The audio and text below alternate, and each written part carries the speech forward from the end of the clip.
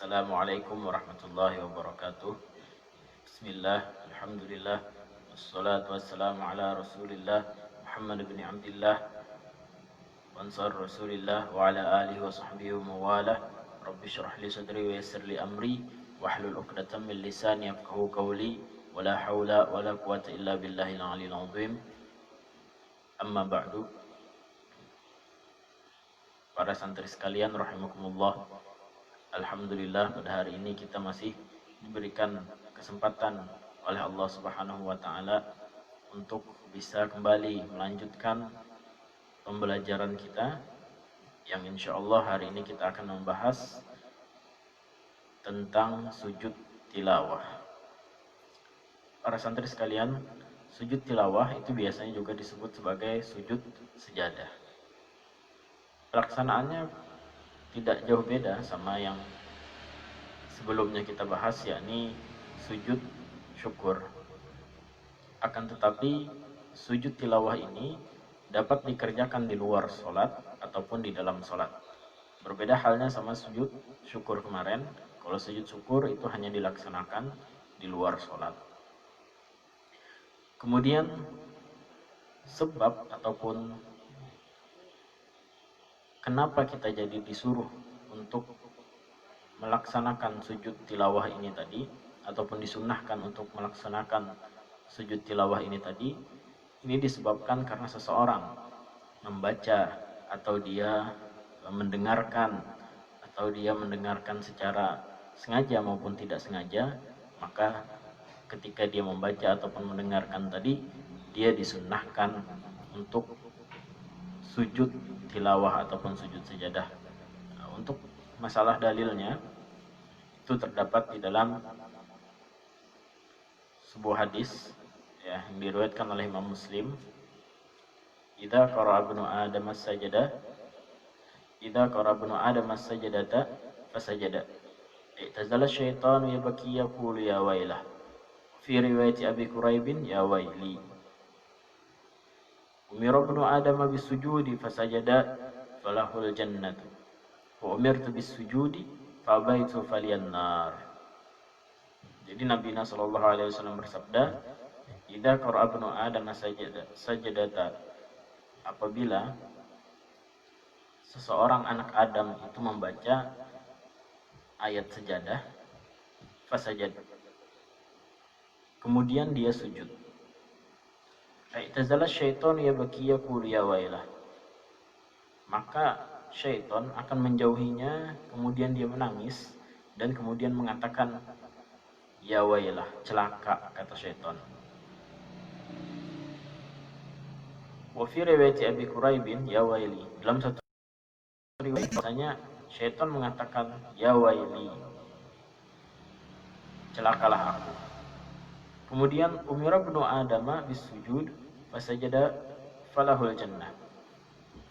Kemudian syaitan tadi mengatakan diperintahkan anak Adam ataupun Bani Adam itu dengan sujud, maka dia sujud, falahul jannah, surgalah untuknya anak Adam yang sujud tadi.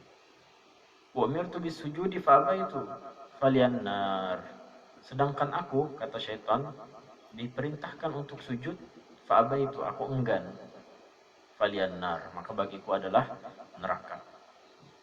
Nah, ini daripada salah satu dalil bahwasanya kita diperintahkan atau disunnahkan untuk sujud tilawah.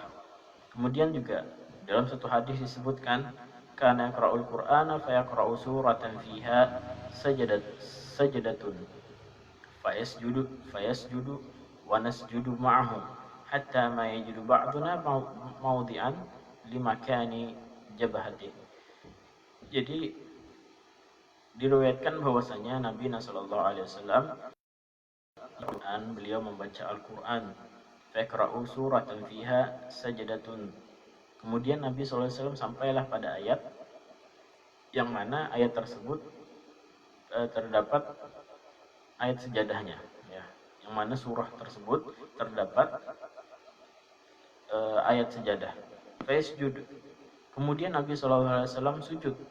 Wa nasjud ma'ahu. Kemudian kami pun sujud, kata para sahabat. Ini daripada dalil untuk mengerjakan sujud tilawah ataupun sujud sajadah. Kemudian syarat dan tata cara sujud tilawah ini tadi. Kalau untuk syarat itu sama seperti sujud syukur kemarin. Yang pertama harus suci ya, baik itu badan ataupun tempatnya, dia harus suci daripada najis ya. Kemudian badan kita pun suci daripada hadas. Kemudian dia pun harus menutup aurat, menghadap kiblat. Dan kemudian syaratnya lagi dia membaca ataupun mendengar ayat daripada ayat sejadah. Nah, itu tadi syarat daripada seseorang disunahkan untuk mengerjakan sujud tilawah. Kemudian tata cara pengerjaannya, jadi karena kata Ustaz tadi bahwasanya sujud tilawah ini dapat dikerjakan di luar sholat ataupun di dalam sholat, jadi pengerjaannya agak sedikit berbeda. Kalau di luar sholat, dia pertama niat ya, kemudian takbir. Sebelum itu dia harus menghadap kiblat dulu, menghadap kiblat, kemudian dia niat, kemudian takbir, Allahu Akbar, dia sujud, kemudian baca doa sujud tilawah, kemudian dia bangun daripada sujudnya tersebut, kemudian salam. Bangunnya itu tadi duduk ya, kemudian duduk seperti yang kemarin kita bahas tentang sujud syukur, dia duduk kemudian dia salam. Nah, ini apabila di luar sholat. Apabila di dalam sholat ya, dia pun sama, ketika mendengar ayat juga, ketika mendengar ayat ataupun dia sedang membaca ataupun dia bersama imam. Nah, jadi kalau misalnya imam sujud tilawah, maka makmum pun wajib hukumnya dia ikut imam untuk sujud, turun dia untuk mengerjakan sujud tilawah. Jadi kalau misalnya imam sujud tilawah, maka makmum pun wajib. Dan kemudian kalau imam tidak sujud tilawah, maka makmum pun tidak boleh untuk turun melakukan sujud tilawah. Jadi ketika imam membaca misalnya di dalam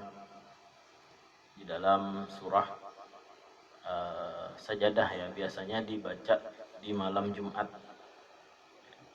Innama yu'minu bi ayatina alladziina idza dzukiru biha kharru sujjadan wa sabbahu bihamdi rabbihim wa hum la yastakbirun.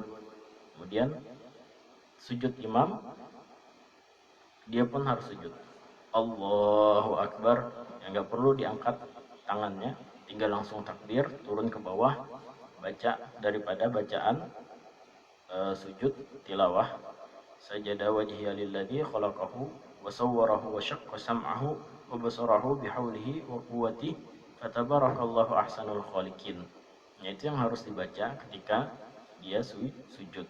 Kemudian dia bangun ya, Allahu Akbar, dia bangun dan lanjutkan lagi daripada ayat ataupun lanjutan ayat yang telah dibacanya. Nah, ini tadi perbedaan antara ketika seseorang berada di dalam sholat ataupun di luar sholat. Untuk ayat-ayat sejadah itu di dalam Al-Quran ada banyak terdapat ayat-ayat sejadah itu tadi. Biasanya ditandai dengan tanda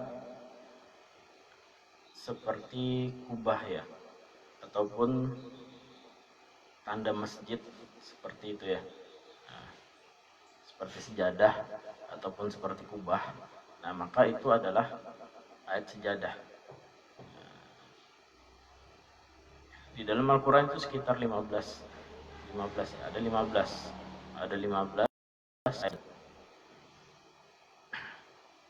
Di antaranya surat Al-A'raf ayat 206 ataupun yang saya baca tadi surat sejadah, ataupun surat Ar-Ra'd ayat 15, nanti mungkin kalian bisa baca sendiri ayat-ayat apa aja itu. Dan inilah tadi sedikit penjelasan tentang sujud sejadah. Adapun untuk yang belum kalian pahami ataupun yang masih kalian ingin tanyakan, silahkan nanti buka di classroomnya, kemudian tanyakan di sana. Nah, hanya ini dulu yang dapat Ustaz sampaikan. Wabillahi taufiq wal hidayah. Wassalamualaikum warahmatullahi wabarakatuh.